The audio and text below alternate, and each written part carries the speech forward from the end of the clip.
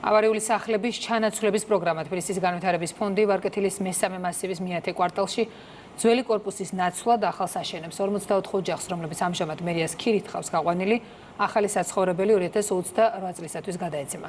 მიმდინარე სამუშაოები დედაქალაქის მერმა დაათვალიერა. მარიამ მელაშვილის რეპორტაჟი.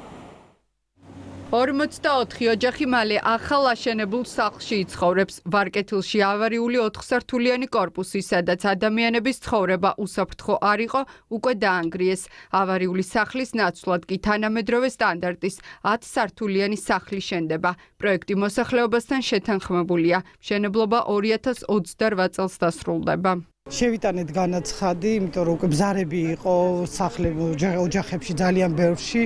და ამიტომ გადავწყვიტეთ, რომ შეგვეტანა და ჩანაცვლების პროგრამაში მოხვედრილი ხავით. კორპუსი ჩაგვარდება გარემონტებული, როგორ დაგვირდნენ, ყველანაირი რემონტით, ყველანაირი იმით, მარტო ავეჯის შეტანა რომ დაგვჭირდება.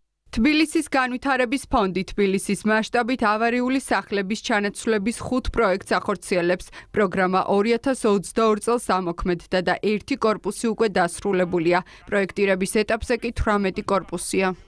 2028 წლის მარტის ბოლოსთვის ამ მოსახლეობას 44 ოჯახს გადაეცემა სრულიად კეთილმოწყობილი ბინა. ეს ამგორის რაიონში რიგით მეოთხე ობიექტია. ქალაქის მასშტაბით დაახლოებით ველოდებით ჯამურად კიდე 18 ობიექტზე, რომელზეც მიმდინარეობს აქტიური მუშაობა და წლის ბოლოსთვის ვფიქრობთ, რომ გავატენდეროთ.